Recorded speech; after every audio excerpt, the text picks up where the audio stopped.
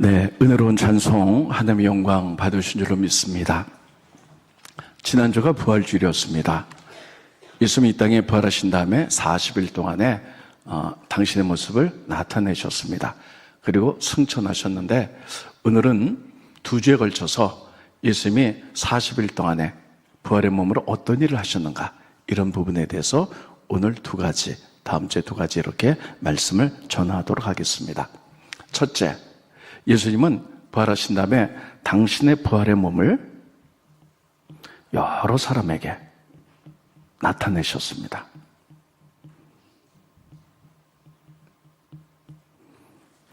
여러분, 예수님이 부활한 다음에 당신의 부활의 몸을 몇 번쯤 나타내셨을까요? 네, 생각해보면 굉장히 많지요. 보통 사람들은 한 10번, 11번 이렇게 말하는데 저는 한 40번 이상 되는 것 같습니다.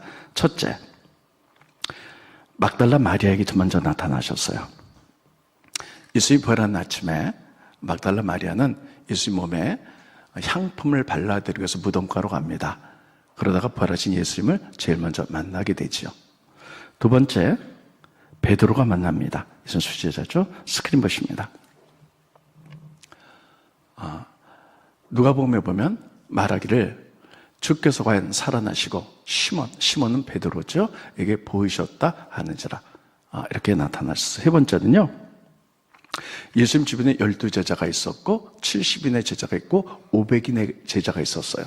70인 제자 가운데 어떤 두 사람이 예수님 돌아가셨다는 이야기를 듣고 낙심하여 자기의 고향 엠마오로 갑니다. 엠마오로 갈 때에 예수님이 나타나셔서 그들에게 부활의 몸을 보이셨어요. 그래서 엠마오 두 제자. 그러다가 네 번째는 예수님의 12제자에게 나타나셨어요. 제자들이 두려워서, 유대인들이 두려워서 집에 다 모여있고 문들이 닫혔을 때 예수님이 쑥 벽을 통해서 들어오셨죠. 그리고 편안하냐 그러면서 부활을 나타내셨습니다. 근데 그 자리에 도마가 없었어요. 그랬더니 다섯 번째, 다음에 12제자가 모였을 때 도마가 있었습니다. 근데 예수님이 그에게 이렇게 얘기하죠. 도마야, 특별히 나의 몸에 못자국을 만져보고 그리고 옆구리에 창자국 만져보고 믿음 없는 자가 되지 말고 믿는 자가 되라. 그래서 도마가 만져보고 믿게 됩니다. 여섯 번째는요, 예수님이 500인의 제자에게 나타나셨다, 이렇게 쓰고 있어요. 스크린 보십니다. 고린도전서에 보면 그 후에 500여 형제에게 일사에 보이셨나니 500명이 모였을 때 예수님이 다 부활의 몸을 일시적으로 보이셨어요. 그 중에 지금까지 대사수는 살아있고, 여기서 지금까지는 고린도전서가 쓰여질 때까지, 그때 대다수의 예수의 부활을 본 500여 명이 살아있었고, 어떤 사람은 죽은 사람도 있다, 이렇게 얘기했어요. 또 뿐만 아니라 또 성경에 보면 오늘 본문의 말씀입니다. 예수의 제자 베드로가 낙심했어요. 그래서 우리 고향 갈릴리로 가서 고기나 잡자고 7제자와 함께 갈릴리 바닷가에서 고기를 잡죠. 그때 예수님이 나타나셨어요. 그래서 보여주셨어요. 그 다음에 또 8번째 보면요, 예수님이 이 땅에 계신 동안에 40일 동안 제자들에게 나타나셔서 하나님 나라 일을 말씀하셨다, 이렇게 쓰고 있어요. 스크린 보십니다. 네, 사도행전에 보면 그가 고난 받으신 후에 또한 그들에게 확실한 많은 증거로 친히 살아계심을 나타내서, 부활의 몸을 나타나서 40일 동안 그들에게 보이시며 하나님 나라 일을 말씀하셨더라. 여러분, 제자들에게 40일 동안 나타나셨다는 거예요. 그러니까 굉장히 많이 나타나셨죠. 하나님 나라 일을 가르치셨어요. 그 다음에 또 성경 보면 이렇게 돼 있죠.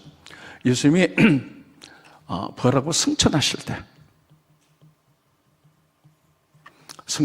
때 제자를 만났고 베다니에서 승천하시면서요, 너희가 본 그대로 내가 다시 오리라 하고 구름 타고 승천하셨죠. 그때 또 나타나셨어요.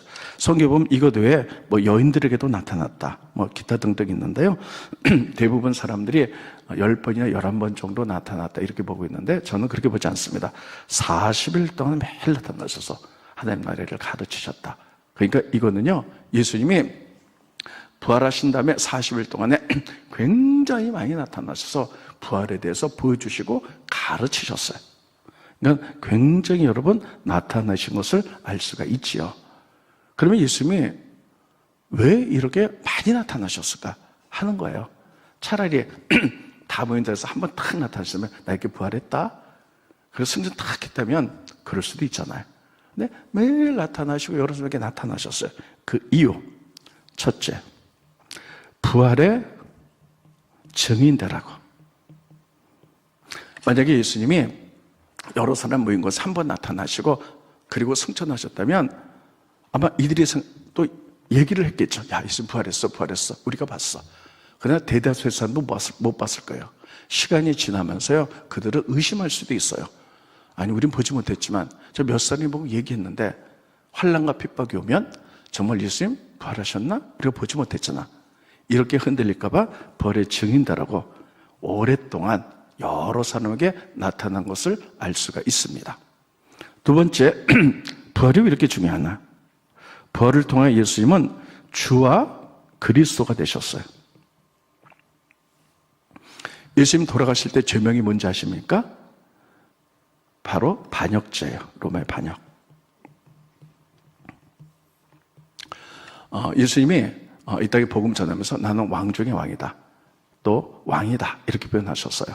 그러니까 우리를 만드시고 또 우리를 치료한 분이다. 이런 뜻이죠. 근데 이것을 유대인이 여러분 그냥 죄를 씌워가지고 이렇게 얘기합니다. 그 당시에 이스라엘 나라는 특별히 로마의 지배를 받고 있었거든요. 그러니까 로마의 황제가 최고 왕인데 저가 세속의 왕이라 그랬다. 자기가 왕이 되면 로마를 물리칠 거 아니냐. 그래 로마의 반역을 일으킨 거다. 이렇게 해가지고 프레임을 씌워서 반역죄로 처형을 당하신 거예요. 로마 나라가 이게 지배한 나라를 그래도 많이 관대하게 했는데요. 반역죄만큼은 심하게 다뤘어요. 그래서 그 예수님이 돌아가실 때 제목은 반역죄 이렇게 써 있어요. 근데 예수님이 만약에 돌아가셔서 부활하지 않았다면요, 지금도 사람들이 로마에 반역해서 죽었어 이렇게 할 거예요. 그런데 예수님이 3일 만에 부활하셨죠. 그래서 그것을 통해서 우리에게 뭐라고 말했냐면 너희들이 나를 못 박아주고 반역되었지만 너희가 틀렸어. 그것은 거짓말이야. 내가 부활로 말미암아 내가 예전에 말했던 것처럼 나는 왕 중의 왕이고 세상을 치려는 왕이야. 구세주야. 하는 것들을 우리에게 보여주셨던 거예요. 부활은 이렇게 굉장한 의미가 있는 겁니다. 그리고 이 부활을 본 사람들이요 모여가지고 부활의 공동체를 만들어요. 부활의 공동체가 곧 교회입니다. 교회가 만들어졌죠. 그래서 그들은 모여서 그때부터 예배하기 시작했는데 여러분 초대교회 처음에는요 예수님 부활한 다음에 승천하신 다음에 예수님 부활하셔서 그분이 부활했기 때문에 우리도 그분 믿으면 우리가 죽지 않고 우리가 영원히 살게 될 거예요. 부활하게 될 거예요. 그들이 모여서 그들이 공동체를 만든 교회였어요. 그때는 그들이 유대교 밑에서 나온 기독교였기 때문에 예배를 일주일에 2번 드렸어요. 처음에 유대교 영향을 받아서 안식일날, 토요일날 예배 드렸고요. 그러다가 또 주일날 예배를 드렸어요. 주일은 예수님의 부활을 기념한 날, 예수님이 부활한 날. 그래서 2번 예배 드리다. 그래서 사도행전의 초기에 보면 2번 예배 드린 흔적이 나요. 그러다가 그들이 교회가 점점 커지면서 우리의 정체성이 뭐냐? 예수님이 부활하시지. 그러면 우리가 가장 좋은 게 부활. 그래서 예수님이 부활한 날을 예배 드리자. 그래서 안식일을 드리지 않고요. 부활. 주일날 예배 드리는 거예요. 예수님이 주일날 부활하셨기 때문에. 그래서 예배 공동체 이렇게 만들어졌어요. 뿐만 아니라 네 번째는 예수님이 승천하시면서 이 땅에 환난과 핍박이 올 것을 아셨어요. 그래서 많이 보여주신 거예요. 환난과 핍박이 와요. 예수님이 부활하시고 천국 가서 교회가 만들어지니까 유대인들이 미워하고 그래서 핍박을 줍니다. 그리고 초대교회 로마가 핍박과 환난이 주지요. 그래서 굉장히 어려운 시절을 올 거를 알았어요. 그래서 예수님께서는 그 전에 그 많은 사람에게 계속 부활을 보여주심으로 말미암아 부활했다. 너희는 부활의 증인되라. 그래서 그들을 굳건하게 하고 교회를 만든 다음에 굳건하게 서야 된다. 환난과 핍박이 와도 너희들 증인 직접 받잖아. 흔들려서는 안 된다. 이런 의미로 여러 번 나타나는 것을 알 수가 있습니다. 여러분 만약에 그들이 증인되지 않고 그냥 누가 부활했대 한두 번 들었다면 환난과 핍박 가운데 이게 진짜일까? 헛소문 아니야? 흔들릴 수도 있어요. 이런 여러 가지 이유 때문에 예수님께서는 부활하신 후에 40일 동안에 부지런히 나타나시고 가르치셨어요. 이게 40일 동안 일어난 첫 번째 이야기입니다. 두 번째는 낙심된 베드로 자책이죠. 찾아가서 위로하시고 다시 소명을 주셨어요. 오늘 본문의 말씀입니다. 혹시 오늘 오신 분들 가운데 삶을 살다가 정말 낙심된 분들이 있을 거예요.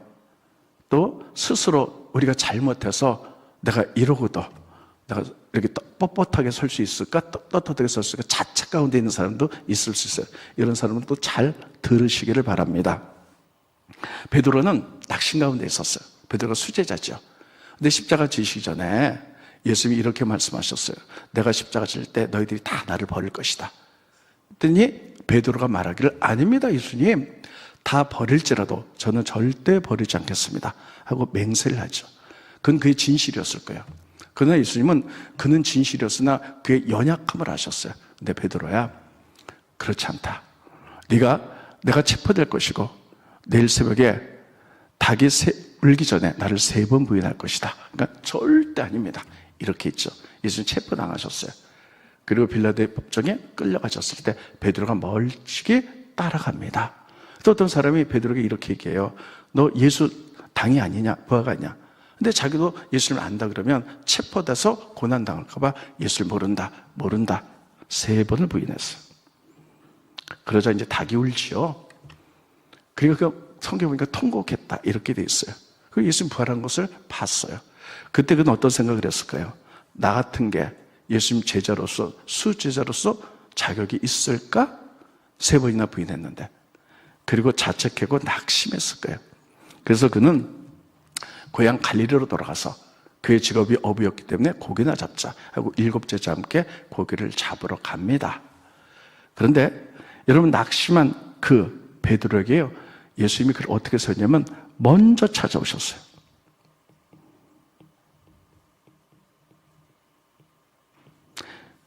베드로가 고기 잡는 동안에 예수님이 바닷가에 먼저 도착하셨어요. 그래서 사람들이 고기를 잡고 이렇게 보니까 예수님이 계세요. 그래서 요한이 예수님이다 그랬더니 베드로가 옷을 입은 채로 바다를 펑벙 들어서 예수님께 갔지요. 낙심한 자책한 그를 먼저 찾았어요. 이게 하나님의 사랑이에요. 두 번째, 낙심하고 힘들어하는 그가 또 밤새도록 고기를 잡는 거 배고프잖아요. 먹이셨어요. 자, 우리 스크린 보실까요? 네. 요한복음에 보면 예수께서 가셔서 떡을 가져다가 그들에게 주시고 생선도 그와 같이 하시니라. 먹이셨어요.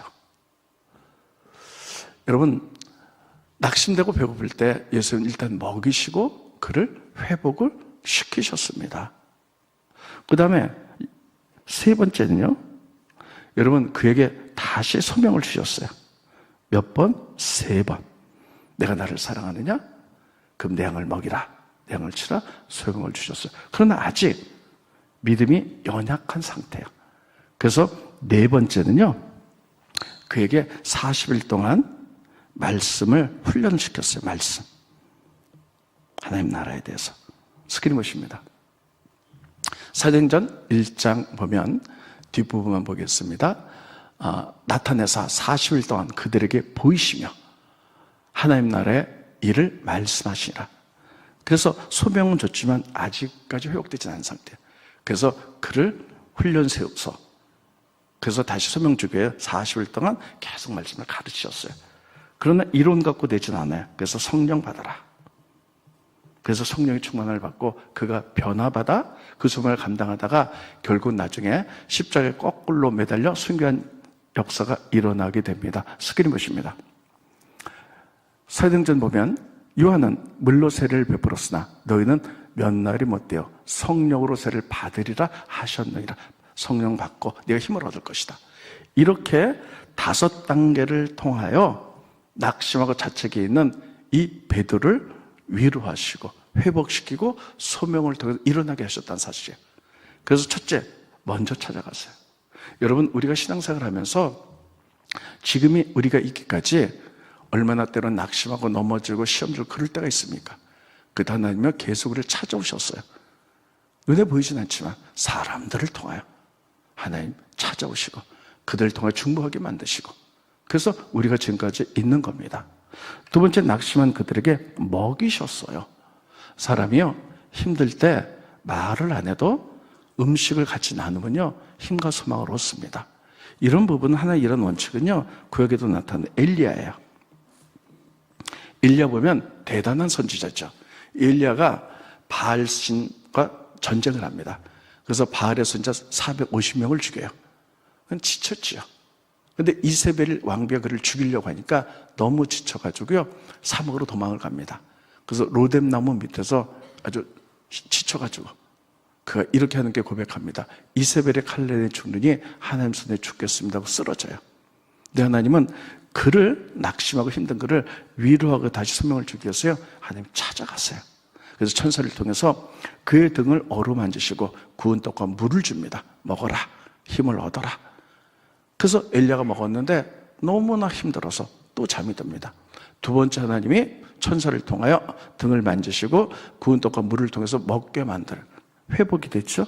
그래서 그 힘을 가지고 40일 밤낮을 광야를 건너 호렙산에 이르게 되었고, 그래서 하나님을 만나 다시 한번 소명을 받게 됩니다. 낙심한 사람들에게 먹이심은 굉장한 위로와 소망을 줍니다. 저도 그런 적이 있어요. 제가 이제 개인적인 간증은 잘 안 하는데 오늘은 조금 하겠습니다.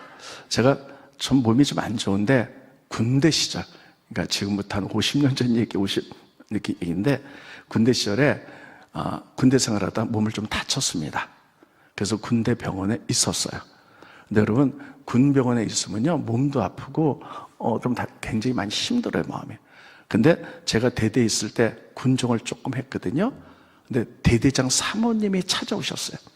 대대장 사모님 누구냐면요, 우리 감리교회 오대 목사님 잘 아시죠? 금난교회, 광림교회 이렇게 유명한 감리교회 오대 목사님이 있어요. 오대 목사님의 여자 동생이 한 분 계세요. 그분이 우리 대대장님 사모님이셨어요. 그래서 저랑 같이 이렇게 예배드리고 그랬는데, 제가 군대에서 좀 다쳤다는 얘기를 듣고 군 병원까지 찾아오셨어요. 근데 그냥 오신 게 아니라요, 옛날에 이만한 보온병이 있었어요. 그만한 보온병에다가 오뚜기 스프를 잔뜩 만들어갖고 오셨어요. 지금요 스프가 흔하지만 그때는 굉장히 귀했거든요. 근데 그거 갖고 오셔갖고 저한테 이렇게 얘기했어요. 얼마나 힘드냐, 이거 먹고 힘하더라. 그러면서요 간절히 기도해주고 가셨어요.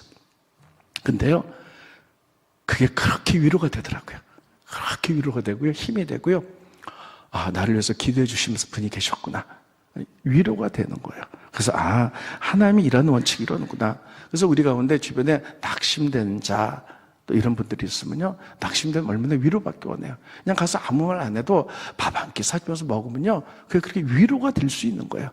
이게 하나님이 우리를 통해서 이루시는 열심, 보이지 않는 사랑이에요. 이렇게 찾아가 주셨어요. 그리고 그가 육신적으로 회복된 소명을 세며 주셨는데요, 이분이 굉장히 중요합니다. 예수님이 베드로에게 이렇게 얘기했습니다. 내가 나를 사랑하느냐? 물으셨죠. 네, 제가 이 사람들보다 예수님을 사랑합니다. 그때 내 양을 먹여라 소명 주셨죠. 근데 또 그러는 거예요. 내가 나를 사랑하느냐? 예, 사랑합니다. 내 양을 치라. 세 번째 또 얘기를 해요. 네가 나를 사랑하느냐? 사랑합니다. 그러면 내 양을 치라. 세 번을 얘기해요. 왜 세 번을 확인하셨을까요? 베드로가 세 번을 부인했기 때문에. 그런데요, 우리는 이 사랑이란 말에 유의할 필요가 있어요. 오늘을 보면 이 사랑의 말이 각 다르게 쓰였어요. 여러분, 사랑이란 말은 세 가지가 있어요. 에로스, 또 필레오, 아가페. 에로스는 뭐냐면 남녀간의 사랑이에요. 필레오는 뭐냐면 우정이에요. 사람과 사람 사이 사랑이에요. 아가페는 하나님이 우리에게 보여주신 헌신적인 사랑이에요. 그런데 예수님이 베드로에게 이렇게 물어보셨어요. 내가 나를 사랑하느냐? 아가페로 물어보셨어요. 그랬더니 이 베드로가 대답하는 거예요. 아니요, 그렇게까지 못했습니다. 필레오로 사랑했습니다. 하나님의 사랑이 아니라 인간이 인간을 사랑하듯이 이렇게 우정으로 사랑했습니다. 그랬더니 예수님이 또 물어봐요. 내가 나를 아가페로 사랑하느냐? 그랬더니 베드로가 똑같이 아니요, 필레오로 사랑합니다. 세 번째 이렇게 물어보시니까요, 세 번째 예수님이요, 위치를 확 내리셨어요. 내가 나를 사랑하느냐? 이 세 번째 예수님 필레오로 말씀하셨어요. 그래? 그러면 정말 인간적인 사랑으로 나를 사랑하느냐? 네, 제가 인간적인 사랑으로 필레오 예수님을 사랑합니다. 이렇게 얘기하시고 예수님은 소명감을 주셨어요. 이 단어에 우린 주의해 볼 필요가 있어요. 지금 베드로는 예수님을 부인해가지고 낙심돼 있거든요. 그런데 예수님이 계속 물어보는 거예요. 낙심한 그에게, 여러분 우리 같으면 이러잖아요. 어떻게 네가 나한테 이럴 수 있어? 네가 나를 사랑한다면 어떻게 배신할 수가 있어? 이 나쁜 XX야? 죄송합니다. 막 이럴 수 있잖아요. 근데 예수님은 여러분 그렇게 하시지 않았어요. 그를 이렇게 세우고 해서요, 확인해 보시는 거예요. 정말 헌신적인 사랑으로 나를 사랑하냐? 아니요, 저 그렇게 못했어요. 필레오입니다. 정말 헌신적인 사랑으로 사랑했느냐? 아니요, 필레오입니다. 그때 예수님이요, 눈높이를 낮추셨어요. 너희 믿음이 이것밖에 안 되니까. 왜 이것밖에 안 돼? 책망한 게 아니라 그를 높이기 위해서 그의 수준으로 낮으셨어요. 필레오로 사랑했느냐? 네. 그래, 그럼 필레오로 사랑하라 하면서 소명 주신대요. 이거 가지고는 안 돼. 그래서 그에게 40일 동안 말씀 훈련을 시켰고요, 이론 갖고는 안 돼. 그래서 그에게 예수님이 성령 받아라 말씀했고, 성령을 받고 그리고 말씀을 딱 알고 나니까요, 그의 사랑이 업돼서 이제 아가페로 사랑합니다. 그래서 그가 예수님을 증거하다가 그러다가 나중에 순교하는 역사가 일어나게 됩니다. 이것을 통해서 우리는 귀한 것들을 발견해 볼 수 있어요. 우리도 주변에 낙심한 사람들이 있고요, 어떤 공동체에서 왜 저 사람이 직분을 받는데 왜 저것밖에 안 되지? 그럼 우리는 할 수 있는 일이 자꾸만 비난해요. 왜 저것밖에 못하는 거야? 예수님은 절대 비난하지 않으셨어요. 네 믿음이 요것밖에 안 되는구나. 그럼 예수님이 그 자리로 내려가셨어요. 거기서부터 다시 시작하셨어요. 그래, 여기서부터 시작해라. 믿음을 인정하고요, 말씀 훈련시키고 그리고 성령을 부어주시고 다시 업시켜서 제자로서의 사명을 감당해야 하신 줄 믿으시기 바랍니다. 근데 우리는 가끔요, 내 기준으로 얘기해요. 어떻게 직분 받았는데 그것밖에 못해? 한심하구나. 이렇게 말씀하죠. 이게 예수님의 사랑이 우리에게 보여주신, 예수님이 이렇게 일하셨다면 우리도 이렇게 일해야 될 줄로 믿습니다. 여러분, 이렇게 그 사람의 위치까지 맞춰서 내려가는 것, 이걸 자기 비하 이렇게 얘기해요. 전 이게 이해가 가요. 제가 이제 손주가 셋인데 막내 손주가 태어난 지 한 2달 조금 넘었거든요. 그러면 이제 그러잖아요. 손주 보면서 밥 먹었니? 잘 자라? 이렇게 하지 않잖아요. 그 수준으로 내려가잖아요. 괜히 혀를 끄면서 맘마 먹었어요? 뭐 이러면서 막 이렇게 하잖아요. 왜 그럽니까? 그 수준에 맞춰서 하는 거예요. 그래야지 알아듣자니까. 마찬가지로 예수님도 너 믿음이 작구나. 여기에 역정내지 않으시고요, 어떻게 하면 그걸 올릴 수 있을까?